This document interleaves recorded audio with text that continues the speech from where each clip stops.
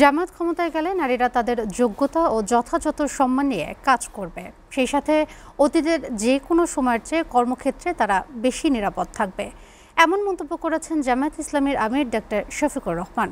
সকালে আন্তর্জাতিক শ্রমিক দিবস উপলক্ষে শ্রমিক কল্যাণ ফেডারেশনের উদ্যোগে ঢাকার পল্টন মোড়ে আয়োজিত শ্রমিক সমাবেশে তিনি এই মন্তব্য করেন। মামুন হুসাইনের প্রতিবেদন।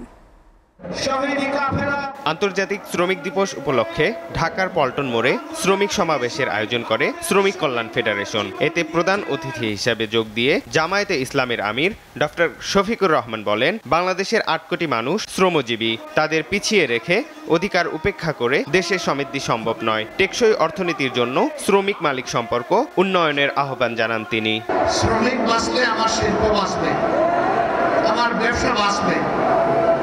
শ্রমিক যদি না বাঁচে আমার ব্যবসা এবং শিল্প বাঁচবে না। আবার শ্রমিকরাও বুঝবে, উদ্যোক্তা মালিক শিল্পপতি যারা আছেন তারা যদি বাঁচে তাইলে আমরাও বাঁচব।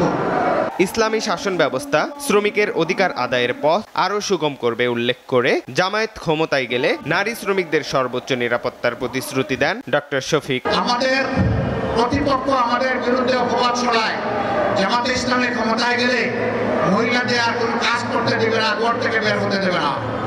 আমরা আমাদের এই বোনদেরকে নিশ্চয়তা দিচ্ছি, যারা তাদের যোগ্যতা এবং পছন্দ অনুযায়ী কর্মক্ষেত্রে কাজ করবেন। এখন তাদের কোনো সম্মান নাই, তাদের কোনো মর্যাদা নাই এবং তাদের কোনো নিরাপত্তা নাই। সেই রাষ্ট্রে ইনশাআল্লাহ তাদের মর্যাদা আমরা কায়েম করব, তাদের নিরাপত্তাও নিশ্চিত করা হবে ইনশাআল্লাহ। সমাবেশে দলের সেক্রেটারি জেনারেল বলেন, ইসলামী শ্রমনীতি ছাড়া শ্রমিকের অধিকার নিশ্চিত করা সম্ভব নয়। মনে রাখবেন, ইসলামী সমাজ, ইসলামের কল্যাণ রাষ্ট্র কায়েম না হলে ইসলামী শ্রমনীতি কায়েম হবে না। কি বলেন, ঠিক কিনা? রাষ্ট্র যদি বাতিল আর তাগুতের হাতে থাকে, আলাদাভাবে ইসলামী শ্রমনীতি কখনো কায়েম করা যায় না। তাই ইসলামী শ্রমনীতির সংগ্রাম, ইসলামী রাষ্ট্রের সংগ্রাম এক এবং অভিন্ন সংগ্রাম। সমাবেশে শ্রমিক কল্যাণ ফেডারেশনের নেতারা বিগত ১৫ বছরে আওয়ামী স্বৈরাচারের জুলুম নির্যাতনের বিচার দাবি করে সরকারের কাছে শ্রমিক বান্ধব আইন ও স্বাস্থ্য নিরাপত্তা বীমার দাবি জানান।